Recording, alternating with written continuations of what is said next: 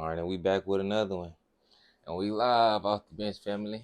This is the 20 official episode, man. 20 of them things in, 20 episodes in. Y'all go ahead and leave a like, comment, subscribe if you're new tuning in. One of the best up and coming podcasts in the world. You're with your co-host O. Your co-host Dion. And NFL season kicked off today.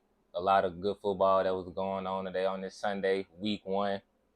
We also had some good college football talks that we could get into that we will be introducing a new topic as well today at the end of the episode. So y'all make sure y'all stay tuned for that. But we're gonna go and kick it off right into this episode. Get into the Colorado game. Deion Sanders now uh, playing at home against Nebraska. That was supposed to be a rival game, and they did what they supposed to do. And what was your thoughts on that? It was a good game. I'm a big Colorado guy this year, just because they got Dion, just because they got Shedeur, Travis Hunter, Dylan Edwards, a lot of guys that came from that Jackson State program that followed Deion Sanders, and I mean, who wouldn't? It's Deion Sanders who wouldn't want to follow him. And I just think this is one of the best teams, college football wise, Division One, Power Five. I think this is one of the best football teams that we have out there. I look at USC. I look at them as competitors to USC. I look at teams like Alabama, Texas, who just got upset at Texas this past Saturday. I look at Colorado, and you finally mentioning them amongst, the top talented college programs in the nation. Where before they was the laughing stock of college football, going 1-11 last season, not having a season where they won more than 5 games, and I don't know, more over 3 decades. It's over 30 years. So seeing what Deion Sanders is doing, man, and I think they are. I think Colorado is on the verge to being probably the first team to go from that trash 1-11 to being a top 10, top 5 ranked team in the nation, because they already top 20. They beat TCU, who was a top 25 ranked team going into the season. They beat them. Now they top 25 in the nation. They got Oregon, who's top 25, and USC back to back. So I'm looking at these first 3 weeks, and I'm saying right now they just playing against guys where they just iron their skills for real. But once they play Oregon, once they play USC, that's when you're gonna see them at their best. But I'm loving them so far. No complaints from me so far. Shedeur looking like a Heisman candidate. So is Travis. Xavier Weaver, he's looking like I don't know what the wide receiver award is. I know they got one in each conference in college. He'll definitely be awards for that award, a finalist for that award.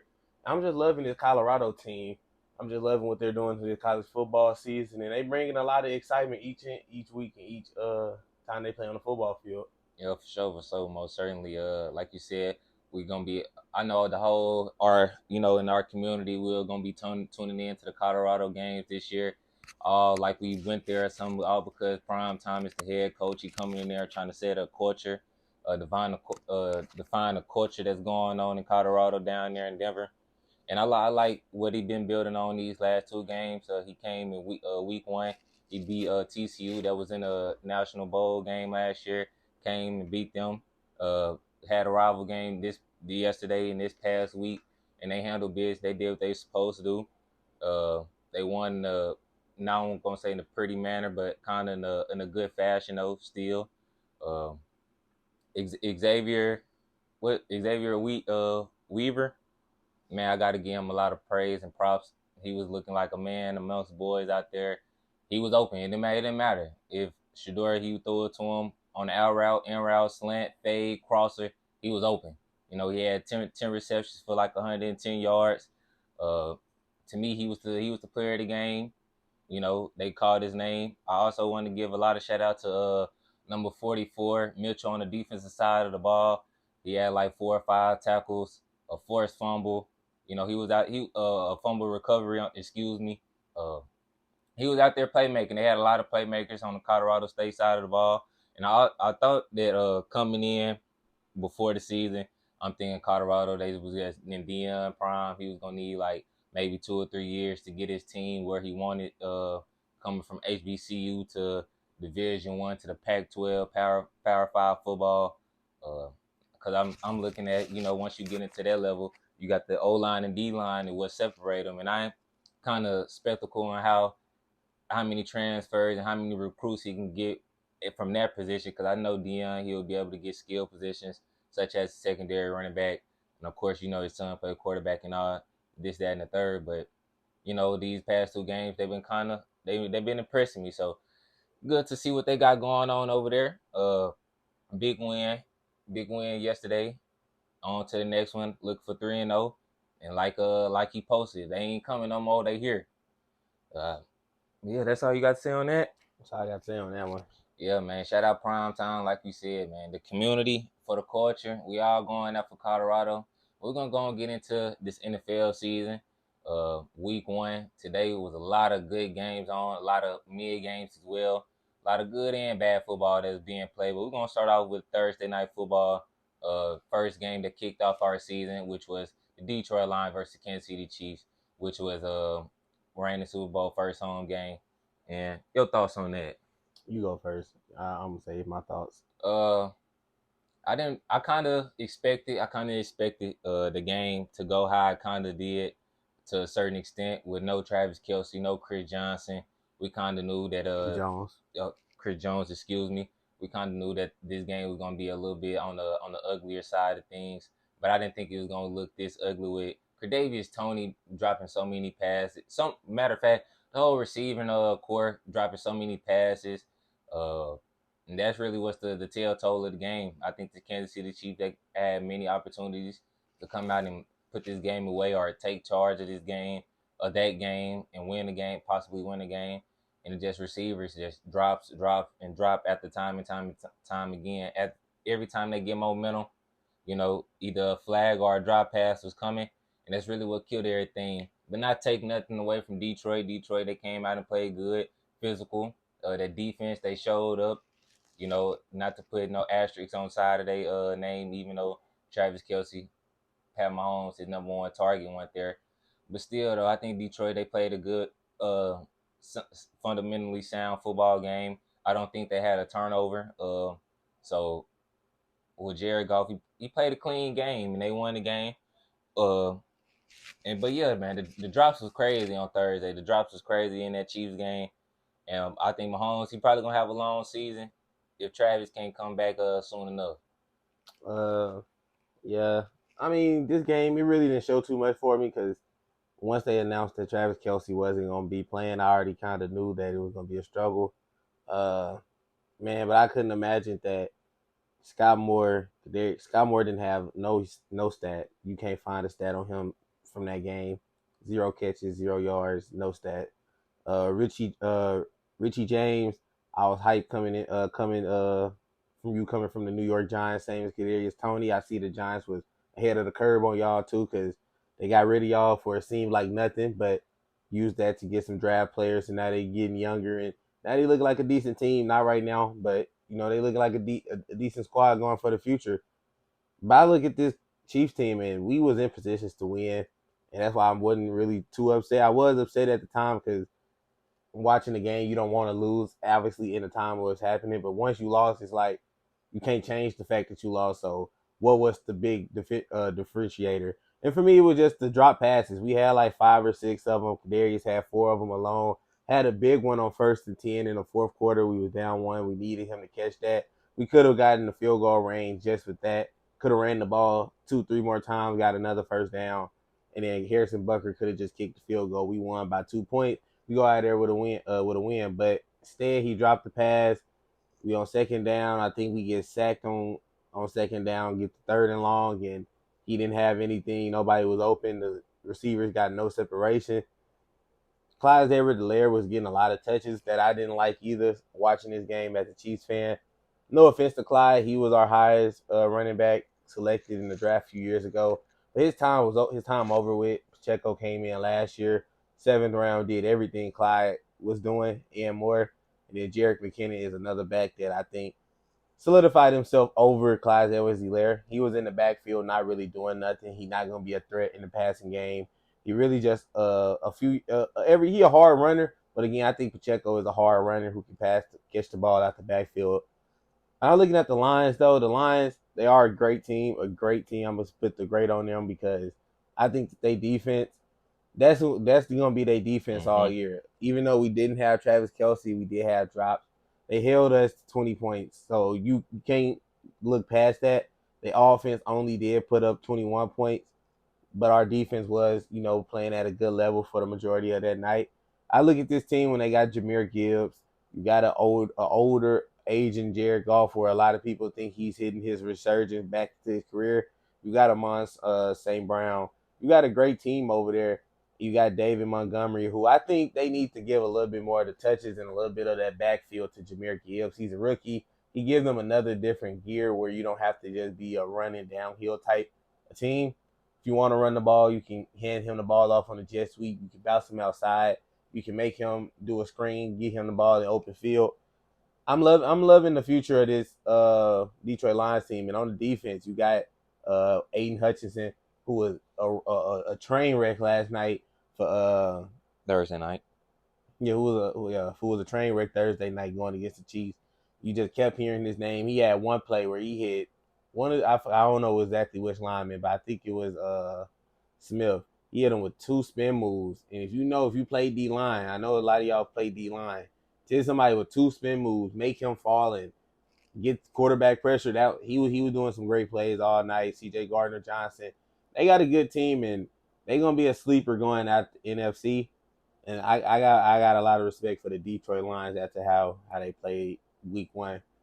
Definitely. A Detroit Lions, like I said, their defense was probably their bright side of their whole thing. Not saying that the offense was lacking anything, like you said, St. Brown. Uh, he's somebody I had in my notes after watching Thursday night game. Made sure I came on this podcast and say his name on this show to make it known that hey, he woke me up. He made me a believer with that game that he put on display against Kansas City Chief defense. And I know a lot of people think the Kansas City Chief defense just be so weak link and say it's trash and all this, and they get overshadowed by the offense. But in all honesty, I think the Kansas City Chiefs defense was very solid. Really was above solid. Was a good defense on Thursday night. That secondary, they held their own. Their front four without, and this was without they top two, defensive players on defense. So Mm. with top five, two of their top five defensive players on defense, and they still was causing havoc, making problems. They was making plays when they needed to make plays. With that being a young defense, I know a couple times it was they could have got off on third down, which they didn't do. But you only give up 3 touchdowns in the game. I guess you can settle with that when you got Patrick Mahomes as your quarterback. And that's not really all I took from this game. Like really want too much because the Chiefs, they got their identity. They know who they is. They missing two of they three top players on their team on their roster was not playing Thursday night. So you really can't take too much from that. But also I just don't want to discredit the Detroit Lions win. And good. That was a good game. Good opener on Thursday night football. Sunday, which is today, we started off with the Bengals and the Browns, which I knew the Browns. Well, I didn't say I would knew, but I kind of picked them to win today, which they won in a pretty good fashion. Nick Chubb doing Nick Chubb things, doing Chubb things. 100 yard carry game again, 100 rush yard game again from Nick Chubb. You got Deshaun Watson. Deshaun Watson played a mid game. He could have played better. I know it took him. He would had a long time off, so you got to still get his legs and under him, get his rhythm and his legs and all this back into the swing of things. And I think this Browns team gonna be good going on down the line. Myles Garrett also didn't play in this game today. So that just shows you the talent aspect and the skill level of the Browns, what they got going on this year. I think they can make a lot of noise in the AFC in their division, and possibly make a playoff push if they can stay healthy. If they can get Deshaun more reps, more opportunities, and get his legs up on them where he can be comfortable and won't be so timid. Then I think you can see the full potential in the Cleveland Browns and what they trying to establish and get done today in week one against the Bengals. I think this today was a good win just to show where they at against a team that a lot of people they got going to the Super Bowl this year. So Yeah, I just don't think the Bengals look like the Bengals in week one. I feel like The Bengals last few years, the Browns always play good against the Bengals. They are a divisional game. But the Bengals the last few years haven't came out the NFL season to start off looking good. Last year they looked terrible. The worst game Joe Burrow had last year in week 1, he threw 4 picks to the Pittsburgh Steelers and lost. Same way he did like today. He didn't have all the picks, but he didn't have no touchdowns. He didn't even throw for over 100 yards, which is not Joe Burrow like, which got me wondering if he's still injured, if he's still dealing with some injury of some kind. Because I know Joe Burrow, if he's not even all the way healthy, but if he's 80% healthy, what he did today wasn't what Joe Burrow was at 80%, 70%. So I don't know if he's hurt. I don't know if just guys wasn't catching the ball, people weren't open. I don't know. I know Joe Burrow is a top 5, top 3 quarterback. And what he's shown in week 1, he looked like one of the worst quarterbacks, out there. Just based off week 1, not saying he's one of the worst, because again, he's a top 5, top 3 quarterback in the National Football League. But to see him doing what he was doing, to see how much how much problems it was bringing to him, he couldn't really think. The sacks has always been a big thing for him. Having pressure, being under pressure, that's what made him so great. Being able to stay in there and take the hit and still deliver a dart, or be able to get out the pocket when he needs to and deliver a good pass or run, get the first down. It's just none of that was there today. You didn't really see Joe Shiesty. You just saw Joe, and that was really the biggest takeaway I seen from the Bengals. The Browns, Nick Chubb, he had a great game, and that really was their offense today. He didn't have no touchdowns, but I think Deshaun Watson only threw one passing touchdown, and if Nick Chubb didn't have any, that just means Then that the other running backs were just feasting off of my guy Nick Chubb. He was getting them down the field, and then somebody would come in in the goal line and take his touchdown. Really, really stealing some fantasy points from the Nick Chubb fantasy owners, fantasy managers.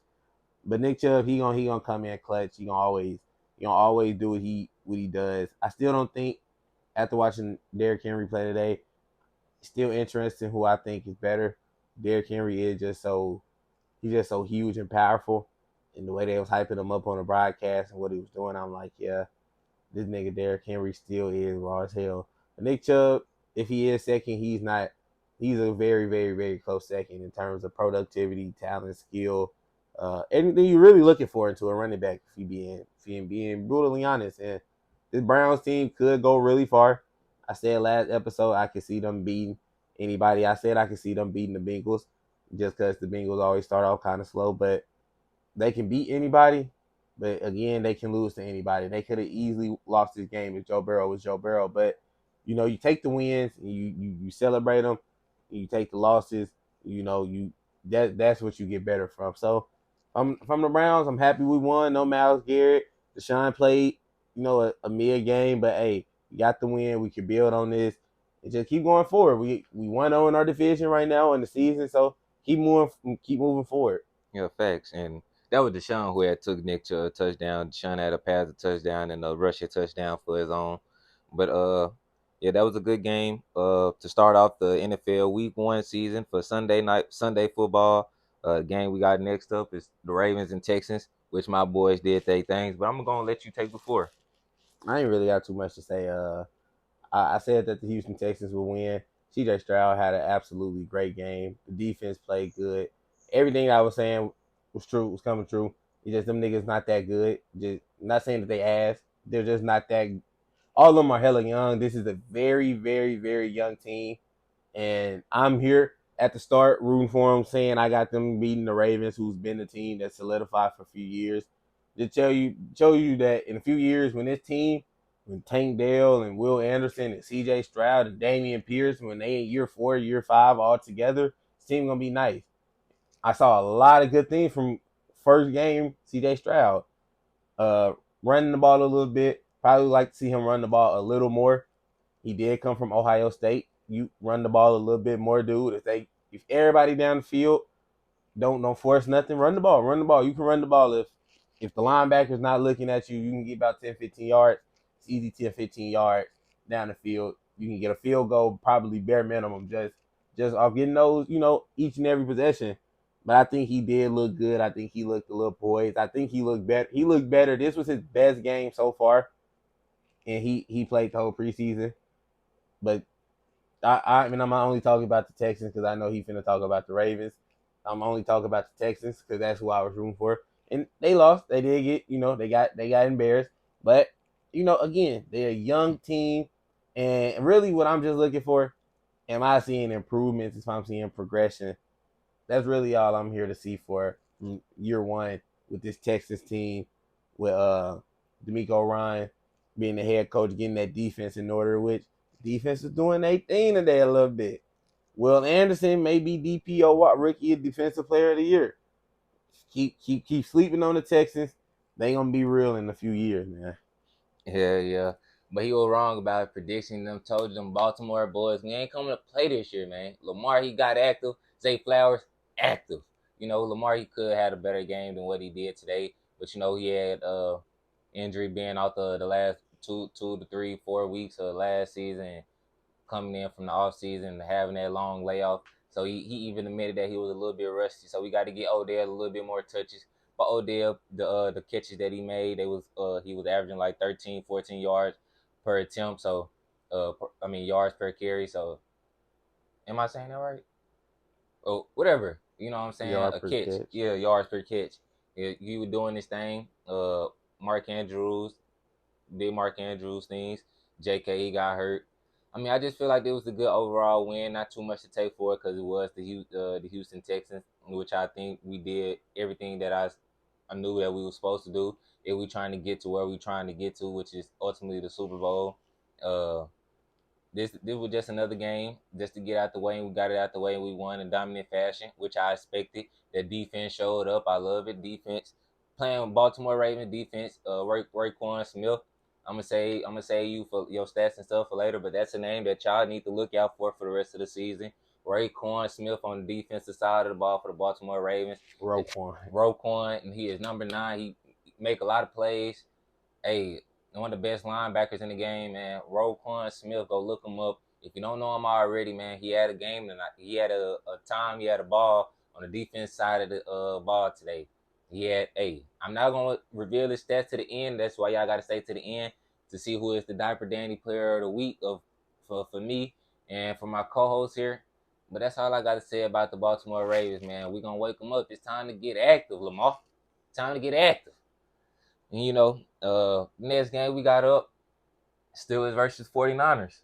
I ain't got really too much to say about it. This was Dismal. this was an embarrassment from the first drive, and I saw the 49ers. That offense is crazy. Brock Purdy, he is not mid. He was doing a lot of good things today, which I didn't even really remember that he was hurt and that it was lingering that long. But they mentioned it a few times on the broadcast where I was like, oh, I forgot he was hurt.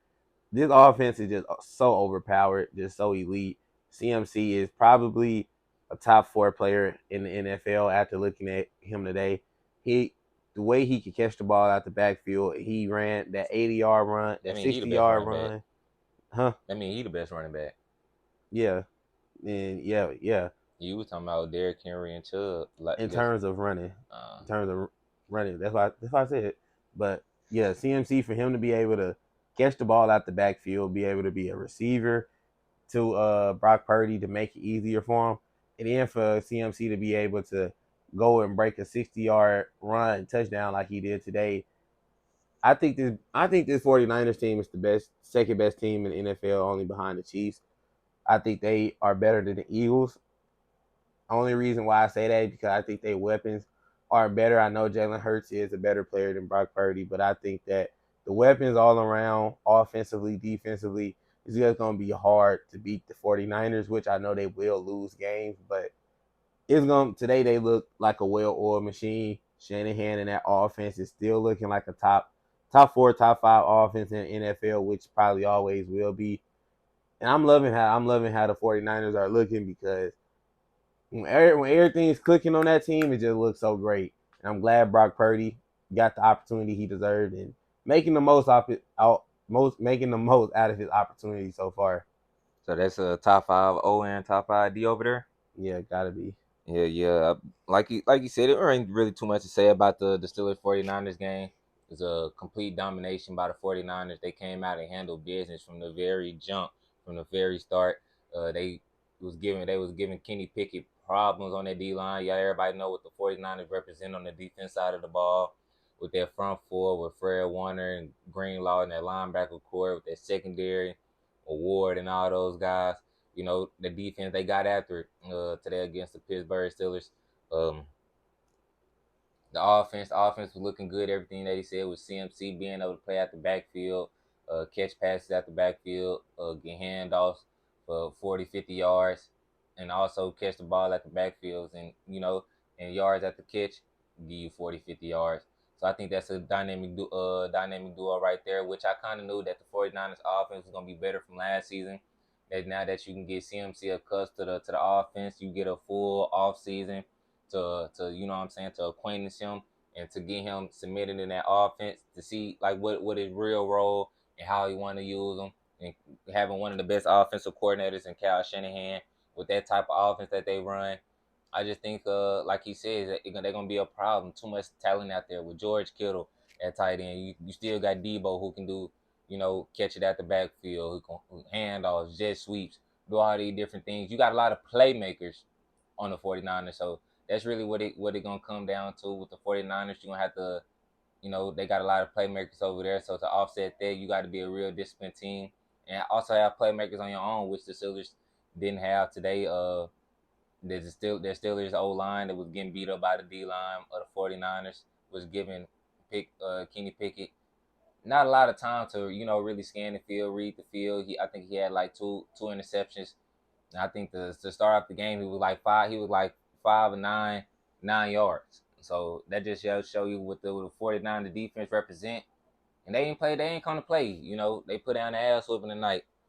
They put down the ass whooping. That's all you got to say on that one. We can get to the next team.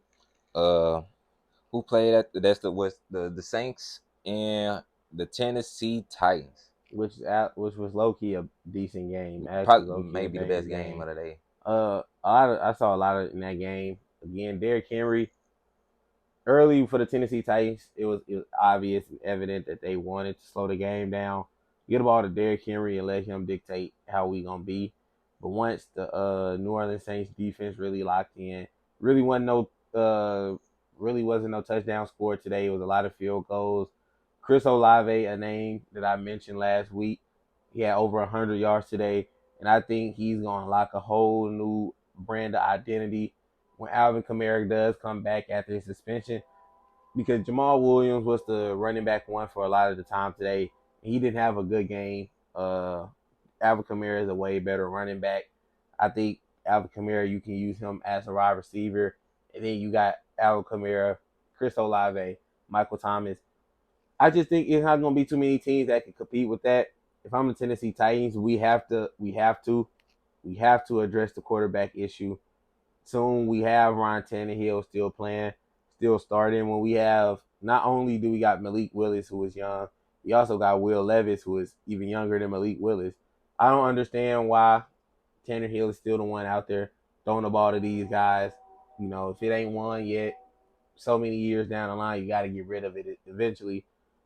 But I think this was the best game. Derek Carr, he made a lot of big throws today in his first game in the New Orleans Saints uniform after being for the Raiders. I think he had a great game today. He didn't have one of the best games as a quarterback, but he impressed me with a lot of the throws he was making, getting out the pocket, throwing on his right, throwing from his left side of his body to the right side of the field. I'm like, Derek Carr, he had a great game. Again, Chris Olave, Michael Thomas, Slant Boy, he was back in action today. I think this Saints team, the defense was looking elite. Tyrann Mathieu made a bunch of plays. May, he's a safety, number 6. He made a lot of plays. Yep. Cameron Jordan, he stopped a lot of the Derrick Henry runs up the middle. Debo. It was just a lot going on for the Saints, and they are going to be a hard team to beat, and they may win the NFC South, but it's a lot of other NFC South teams that play today and they look good. So that's what I got to say about that game. Definitely one of the best games on. That was today by far. One of the most competitive. I feel like it was two quarterbacks. I ain't going to say on the same level. I'm going to show a little bit of disrespect to Derek Carr. But the way the game was trending, I'm going to say it was a defensive game.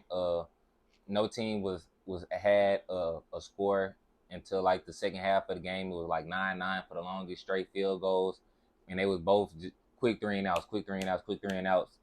And you know what I'm saying? I was about to change it into, it started ramping until it started ramping up. All the names that he listed for the defensive side of the ball for the New Orleans Saints, they showed up. Cameron Johnson, he was big on that line or stopping the run. He didn't mention Marshawn Lattimore, which Marshawn Lattimore needs to get a lot more respect when it comes to these top 5 cornerback talks. He is one. When it comes to those big time matchups, he won them.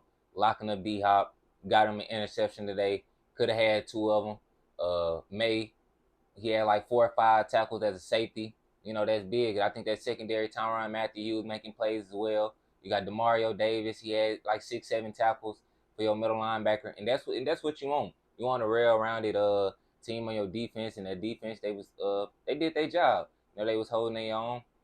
Derek Carr, it was a couple suspect throws that he could have made, but I'm not gonna just blame it all on Derek Carr. That offensive line could have been better at trying to protect him to where he can be able to scan and read the field a little bit more. But as everything he said, when Alvin Kamara come back with pair him with Chris Olave, who had 9 receptions for. Do you know who that is? Chris Olave? Do you know who that is? Yeah, I do. That's crazy. Chris Olave. That's crazy. No. We ain't gonna go by that. That's crazy. But I said this in the last video. So it took one game for you to be like, all right, he like that. Yeah, because I didn't watch him before then. Okay. But it's when a nigga have 9 catches, 120 yards. I was telling you, it was like that. I'm telling you. Yeah, he was like that last year too. Better than Michael Thomas. He wide receiver 1. Fuck MT. This is team. He definitely is. He got 9 catches, 115 yards, 112 yards. You can't dispute that on any level. Another name that you forgot to bring up on that offense, who I think gonna Rashad be Shaheed. What him too? But the tight end, Juwan Jennings. Was it him? Jennings, yeah. Jennings, yeah. Number 85. Juwan Jennings. Yeah, him. Yeah, for sure. Derek Carr, that would be a good security blanket for him. He threw it to him a couple times up and down the middle from crossing routes, and just to have that many targets on the offensive side, where you can have Kamara at the backfield who can play kind of like CMC, not to the extent in the running game, but in the passing game, yes, you still got MT, you still got Chris Olave on the other side that's lined up. Then you got your tight end, your security blanket. I think this is a good oil machine. I think this team is well coached as well. Won a lot of penalties going on the defense or offensive side of the ball. And but yeah, Derek Carr, he made a couple big time throws to lead his team to the win. And for the other team, really it ain't too much to say. Outside of like Derrick Henry, really want too much bright spots. If they can't hand it off, they really gonna be in shambles. They went and acquired D Hop, which D Hop is in the back end of his career. I'm not trying to hear to diminish D Hop in any way, because I know he one of our Hall of Famers, one of the best to ever do it at the wide receiver position. But I think he years out of his prime now, a couple seasons removed from his prime, and for him to be a wide receiver 1, Marshawn Lattimore, he had him in jail. He got me locked up, won't let me out. That's what Marshawn Lattimore had him today. I think he had like 3 or 4 receptions today, like 50-some yards. That's light. And so the Saints, they did what they supposed to. They handled business. I'm looking forward to watching the Saints going forward from week 1 to week 17 to see how this season go and see how they progress throughout the season. Next game we got up, your boy, the Bears. No, you skipping. We got the Vikings and the Buccaneers. We didn't get to that game. That was a 12 o'clock game. Got to speak about them because Baker Mayfield actually got a dub. Man, he was feasting. No, he wasn't. Baker Mayfield, he only had like 117 yards, 71 yards. He beat Kirk. Kirk Cousins was feasting. 350, close to 350 yards. Kirk Cousins was feasting. One interception. Yeah, interception killed them. But Justin Jefferson, that's not my player, so I'm gonna say it's this nigga 9 catches for 150 yards. He had that shit in like the third quarter, and I'm like, bro. This nigga Jettas is crazy until the next guy. Well, I'm not going to say his stats when we get to him, but another guy came and, man, he had some crazier stats. But 9 catches for 150 and losing that game to Baker Mayfield, who didn't even throw for 200 yards or more than 2 touchdowns. Wide receivers didn't have a great game. The running game wasn't even really there for the Buccaneers. Just somehow they just same last year the Vikings. That's why I said in our last video, last podcast episode, the Vikings was 11-0 in one score games. They not gonna do that shit this year. It's impossible. Not gonna happen. They probably at best gonna go in 11. If they had 11 games with one score, this was one of them. They lost. They'll probably win like 4 of them. They don't got the roster. They don't got the talent. They don't got the scheme, the coaching, really nothing to hang their hat on to just give them over the top from another team winning. And they lost to Baker Mayfield and the Buccaneers, who were looked at as some of the worst team in NFL coming into this season. They got Baker Mayfield. That's the worst starting quarterback in the NFL right now. So and that's who they just lost to. They lost last season. Not trying to bring back last season, but they lost last season to the Giants in the playoffs, where Giants, we're gonna get to them when we talk about their game, but they're currently playing and currently getting smoked right now. Currently cannot move the ball. And they made the Vikings look like complete trash. They cannot stop nothing. That's gonna be their trouble. They're gonna be their trouble all year, bro. Get Jetta some help, free that man, get him a new quarterback, get him to a new team, something, bro. Because this is gonna be under 9 catches, 150. That's crazy, bro. Definitely. Until like up until because like that was one of the earlier games. That was like a 12 o'clock game. As you know, it was 3:25 games, and of course the last game at 7:15. But up until that point, I kind of had Jettas as my Diaper Daniel Player of the Week. With that type of performance, like as the numbers that he reinstated, nine receptions for 150. Week 1 at the gate. He ain't waste no time in trying to get ready. He got straight to it. Team, you really ain't too much I can really say. I'm trying to find words to explain it, put it into words. But Minnesota Vikings, they're gonna have a lot of hard time this year trying to win ball games. Like you said, it's hard to sustain winning, going 11-0 and scores under a touchdown. That's not sustainable football.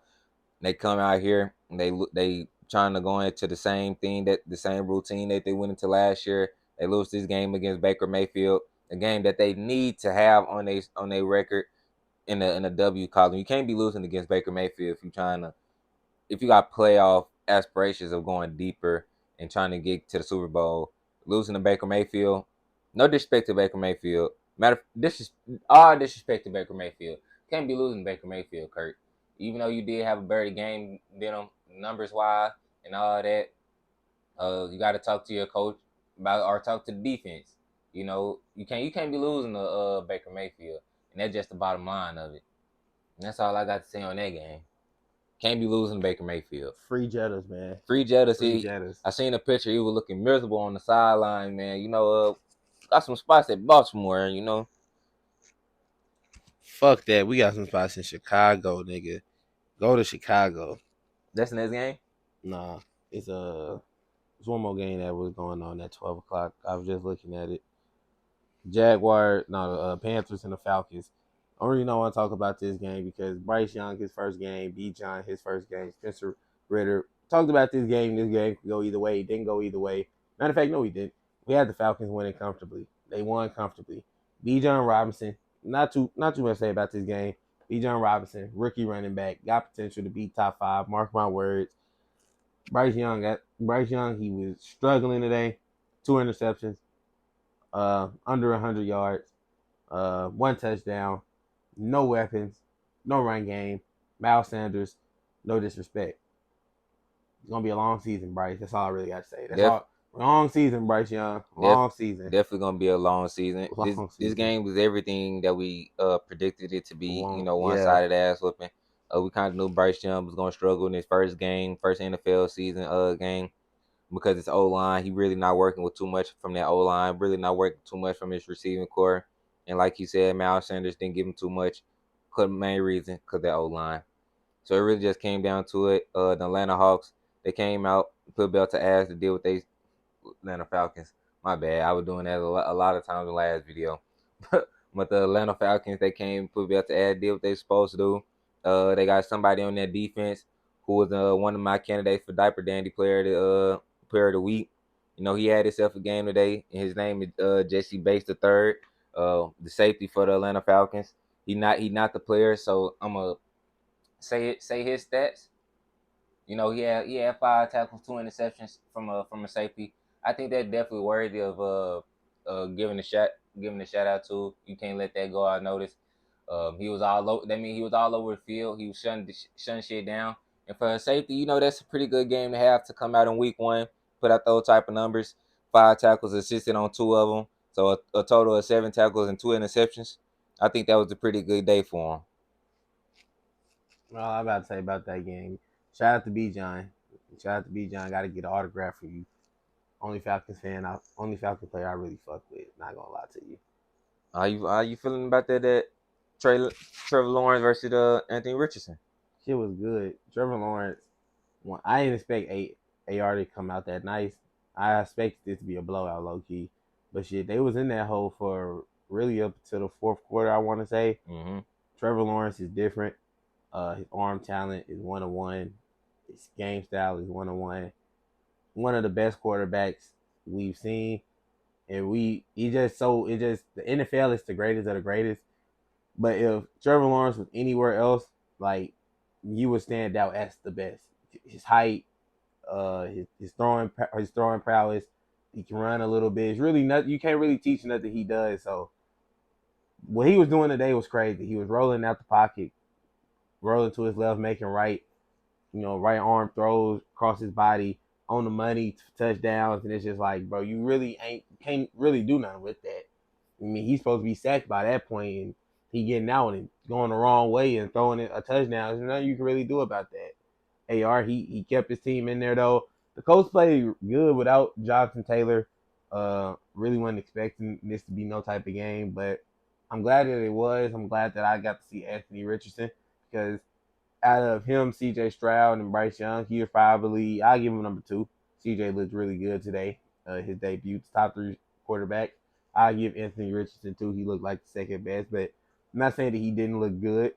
It just CJ looked better. But with more time, you definitely see the potential with this Colts team. Oh yeah, You definitely see it. But it's not this year. It's not gonna be this year. It's gonna be again AR long season, But after 17 weeks, you're gonna be a sophomore. Draft come long season, though, my brother. facts. To stay on that tip, I also agree with the Colts going. They got stuff to build from. Even with this week one loss, I think Anthony Richardson with this being his first game, first NFL snaps. Like you said, the other quarterbacks didn't look as well as him and CJ Stroud did.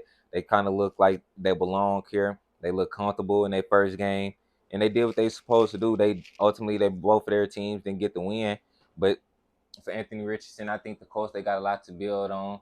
They can from week 1 to week 17. I just don't think Anthony Richardson don't need to get complacent from this week 1 game because individually he probably had. I'll give him a B+ individually. Team, I'll give it like a B-, but B+ for Anthony Richardson for this to be his first game.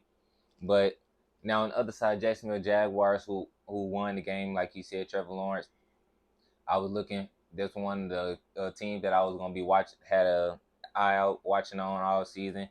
So I want to see if Trevor Lawrence can be able to make that jump, make that leap. Also with Justin Herbert, but we're gonna get into that later.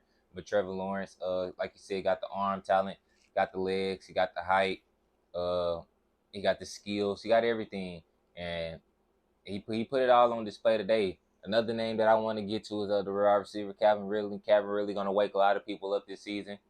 Uh, just coming off suspension. Was it suspension or injury? Yeah, coming off suspension. Doing the gambling and shit. He gambled on the Jaguars. He ended up with the Jaguars. Now he's here. He putting on. He had I think 8 or 9 receptions for like almost 100 yards in one drive. The one drive would kind of make the Jacksonville Jaguars put the game away. In one drive, he had 4 receptions for 41 yards and a TD. That's one drive. He had half his stats in one drive. Calvin Ridley, he coming to wake people up this season. And that's really all I got to say about that. The Jacksonville Jaguars that came out and handled business, against a less superior Indiana Colts, which I expecting them to do with the Jacksonville Jaguars. They got higher expectations in this league of going farther. What's next? Where we at next with it? We got the Bears and the Packers. You go first.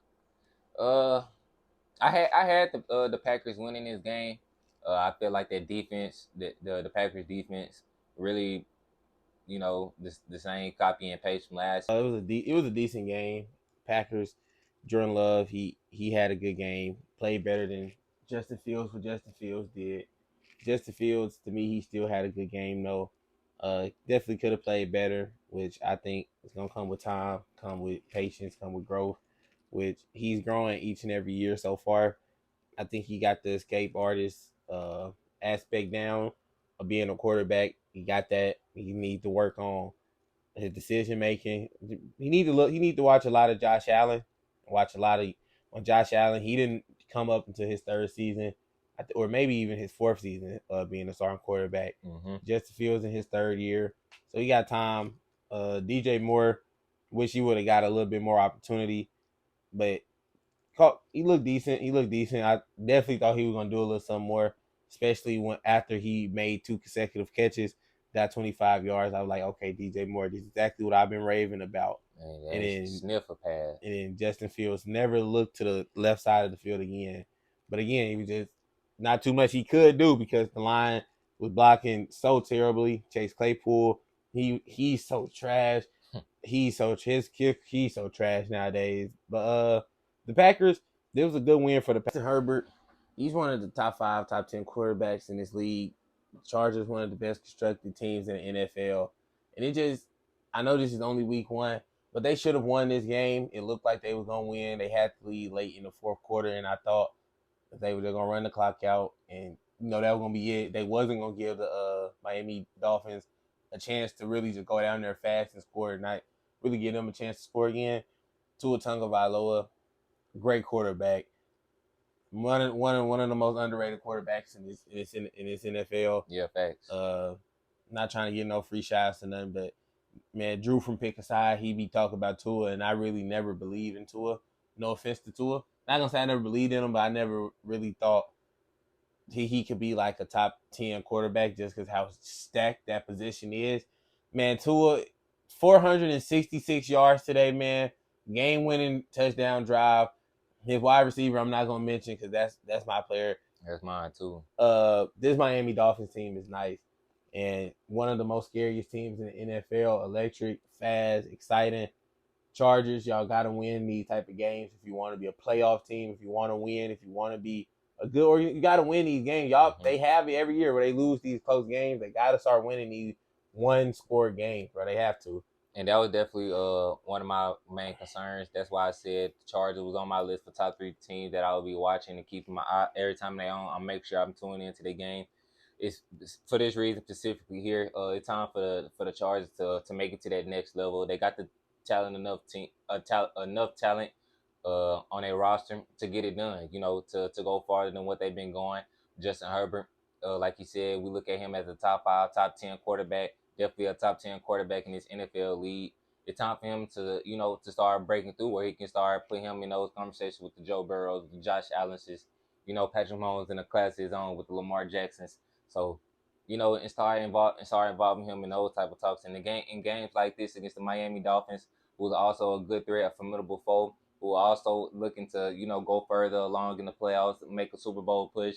This is the game that you need in week 1 to show the league that you're serious about winning, and show your team and show yourself that you're serious about winning, and taking the next step and going further in the league. The Miami Dolphins, they played a good game without Jalen Ramsey, so the defense, they got room to improve, room to get better. In their secondary was Xavier Howard. They had Holland, who had a game of his life. He's a safety, and he had 9 tackles. 9 tackles as a safety, that's crazy. So I definitely got to give a shout out to him. Tua, he had the game of his life, throwing for 400 plus yards, 3 TDs, game-winning driving touchdown. That's all on Tua. When everybody disrespected Tua a couple seasons ago, even last season, saying that was fluky and doing all this, and that it wasn't real, man, he came out and showed you again in week 1. Hey, People ain't believing me, but God did. Miami did. The Dolphins did. But you know what I'm saying? Jalen Waddle, he also had a good game. He had like 4 for 78. Yeah, 4 for 78. And we ain't gonna talk about his evil twin with the 99 speed. We'll keep that for later on. But that was a good overall win for the Miami Dolphins. I'm excited to see how they keep progressing and moving forward, especially when they get their full team together. It's gonna get real scary over there in Miami. Trying to tell you, a lot of speed. Next game we got the Rams and the Seahawks. Don't got too much to say about it. Rams went out there, handled business. Matthew Stafford had a great game with no Cooper Kupp, going out there and throwing a Tutu Atwell, and another guy who I'd never heard of until he had 119 yards today game. This is what you like to see from Matthew Stafford, who also is looked at as, when he was going on that Super Bowl run, top 10 quarterback, a guy who always was looked at as empty stats with the Lions, got to the Rams, finally started having success. Cooper Kupp wasn't there today. And he had to, make the guys better. He had to make the team better around him. And he did exactly that today. He didn't throw no touchdown passes, but he also didn't throw any interceptions, but he did throw for 300 plus yards, which is great. Didn't have too many incompletions. And I'm the Seahawks. I thought the Seahawks were going to be way better. DK Metcalf did get thrown out kind of early in this game. He had 4 receptions, 33 yards, something like that. Very, very pedestrian. JSN, Jackson Smith-Njigba, he didn't really get involved too much. And it's the same guy before this game, last video. Y'all go and watch that, tune into episode 19. He was like, man, this Seahawks team, man, they different, man. They coming this year, they well coached and all this, man. They got potential to do all this, man. This is what they put on display. What do that supposed to mean? That's 1 week. So the Bengals ass, the Chiefs, they just gonna be ass. I mean, it's 1 week. It's 1 week. It's 1 week. It was a lot of it's 1 week. It's 1 week. Okay. DK got thrown out the game because he pushing niggas and shit. JSN, his first game as an NFL player, is 1 week. Not Kenneth Walker, he still played good. They just lost. That's really to good. The Rams. A lot of people had got them as top 3 worst teams in the league. The Chiefs just lost to the fucking Lions. The Chiefs just lost to the Lions. Yeah, I don't care. That was fully empty. That was fully empty. The people that the champions that played in the Super Bowl won the same team. The Bengals lost to the Browns. Got smoked. Joe Burrow looked trash. That's not gonna happen for the whole season. They not gonna look this bad. DK gonna play a whole game. JSN gonna have more than 1 catch. This just week 1. They looked shitty. It's nothing but up from here. Y'all look shitty today. Again, against the Rams. Yes, it's unfortunate that you lost. Nigga gotta win. They gotta lose. I'm not taking back nothing that I said. I still think the Seahawks team could be. I still look at them like that. They could be a team, like I said about the Browns. It's another thing we talked about today where I kind of look at them as the Lions. I look at them in that tier where dark horses where they can make some noise. If they was in the playoffs, they can make some noise in the playoffs. I like that, but the Rams, they put on a masterclass performance. Well, Matthew Stafford, he did. No. Say the Rams. The Rams, because they also had 2 receivers with both had over 100 yards receiving, and that just goes to show you how one-sided it was. You got 2 receivers going 100 plus yards on one team. You got Matthew Stafford looking like a top 5 QB. Got down there. You got Geno Smith yelling out, "Oh my God!" when he seen Aaron Donald and shit, getting scared, a grown ass man. But yeah, that was the type of game that the Seahawks played today.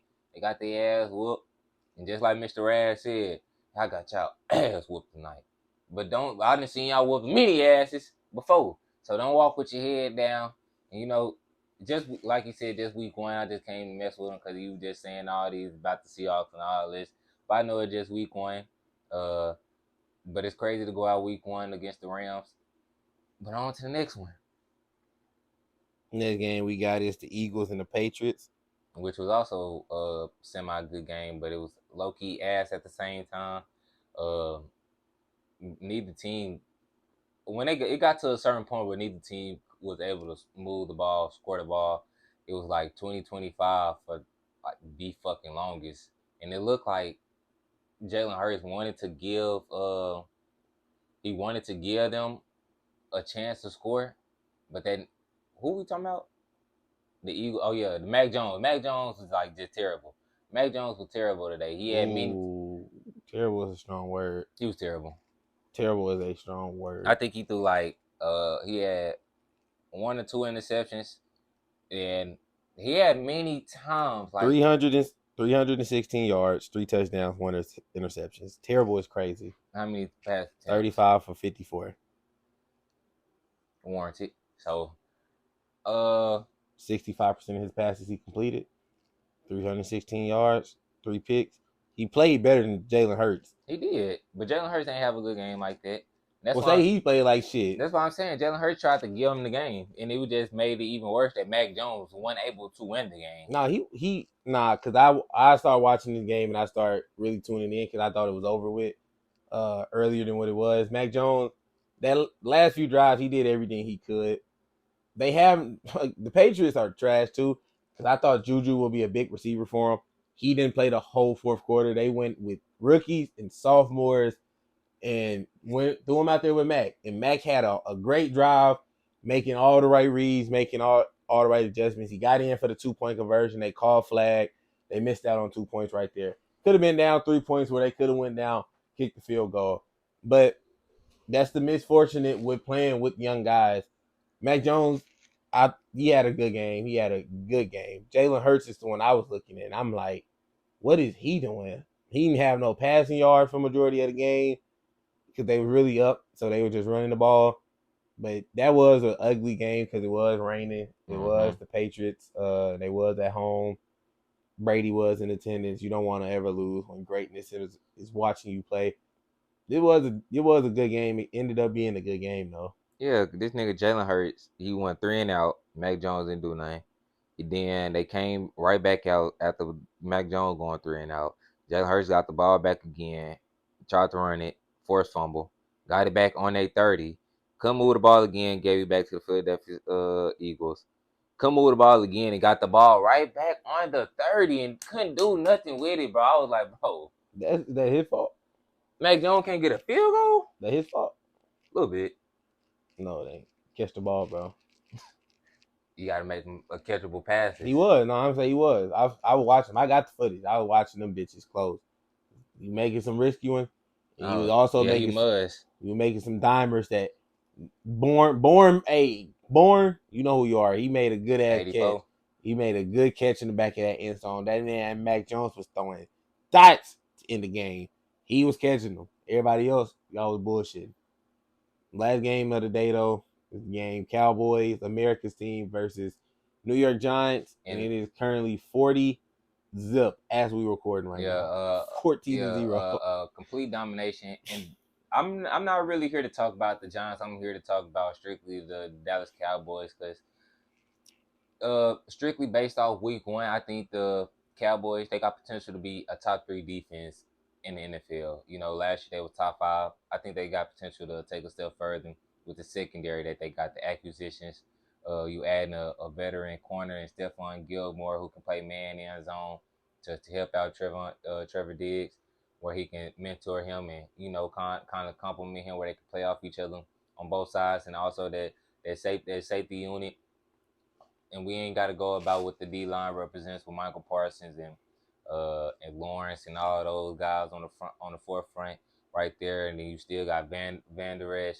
I think this Cowboy defense, they got a lot to look for, a lot of upside on that defense side of the ball. And I think this team gonna be better than last year, and that's saying a lot because a lot of people thought that was gonna be the year. I don't think this is gonna be the year either because we all gonna do Cowboy things. But based off week 1, that defense is definitely legit. Defense is legit. Offense really didn't have to do much. CeeDee Lamb, I'm here for the CeeDee Lamb agenda. Top 5 receiver in the NFL. Definitely gonna be one of the best receivers. Four catches, 77 yards today, while winning by 40. Being up 24 the whole game, literally since the first quarter, they was up 24. This game was over with before it started. I thought the New York Giants would come out here and do something decent. Saquon was trying to. He was running the ball good. They couldn't pass the ball. Daniel Jones, that's another guy who I look at, and he got a lot of money. He got a lot of money. They said his contract. They said 4 years, 160. Said, damn, that's an NBA contract. That's what guys in NBA regularly, you know what I mean? That's A superstar, it's a yeah. hefty bag right there. That's 40 M's. And Saquon still ain't got he still ain't got his money to what he asking for. And really kind of crazy to see because Saquon is obviously the focal point of the whole offense. Is not the quarterback. It's not Daniel Jones. It's literally Saquon. They could get another quarterback in there. Well, and Darren Waller. He just got there. But I'm talking about like it shouldn't have been no discussion about Saquon getting his extension. No way y'all should have went with Daniel Jones, getting him 40 mil a year, half of that guaranteed this whole time before y'all got my nigga Saquon, right? Who's been the best player, who's been the most consistent, who's been the focal point around this whole offense. This nigga been the one consistent thing on this team. And today he tried, but man, that Cowboys team, this Cowboys defense is going to be nice. I want to see the Cowboys in those big primetime matchups. I'm not counting this one today. That wasn't primetime. It was Sunday night. That wasn't primetime. It was up 24 at the first quarter. I want to see them against the Niners, the Eagles, Chiefs. I want to see them against the Bengals. I want to see them against the Jets. I want to see them against a good team. See how that offense play. I know that defense is going to come with it. They're going to get stops, timely stops. Michael Parsons, he's going to probably win the DPOY this season. It's looking up for the Cowboys. Do you think the Cowboys can finally go over the hump this season? No. I just told you the 49ers the best team besides the Chiefs. They better than the Eagles. I ain't even say the Cowboys. That is really levels. I ain't even say the Cowboys. I said the Eagles. Because the Cowboys not better than the Eagles. And me personally, just looking, overreaction from week one. And from last season to taking all things in account. I don't think the Eagles are better than the Niners, but I think the Cowboys, they are like, I think what they need, they defense, yes. Defense, they probably is better than the other teams. If I'm gonna be 100% honest, except for the Niners, I think. Oh, it's close. I think it's the close. Niners in the Cowboys. When I said the Cowboys have a chance to be a top 3 defense this year, I also think the same with the 49ers. They definitely can. It's close because Micah and Nick, they cancel out. So I'm really think Fred and I say like Stephon, they don't play the same position, but like they top at their positions, so they cancel out. Fred Warner, you're gonna get alerts, picks, a lot of tackles, a lot of knockouts. Stephon, he gonna cover, get picks, do what he do. So they really cancel each other out. They're doing their job. I say the 49ers might be slightly better defensively, solely off their linebacker core. Like you said, the line and the Cowboys line cancel out. I feel like the secondary it don't cancel out. It don't. But it leans towards the Cowboys. Mm-hmm.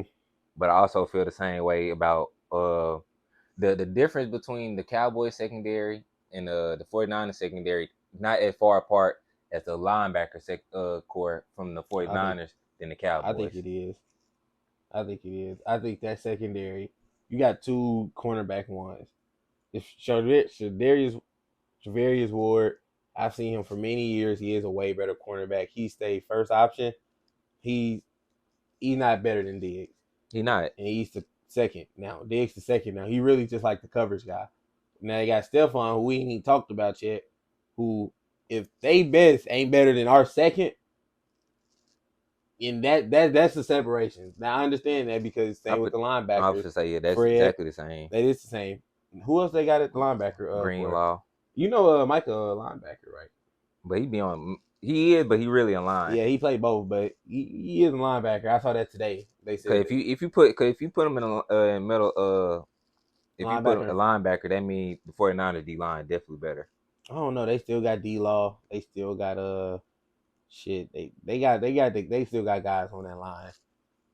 They up there defensively. I just feel like if they had if they had a better running back or another receiver who was on the level of Devontae Smith or on the level of Brandon Ayuk, then maybe, or George Kittle or something. That's what the only separator is. That offense is not doing it. That offense not doing it. They defense gonna keep them in it, but against the Eagles or against the Niners, the Eagles and the Niners got some of the most dynamic offenses we've seen.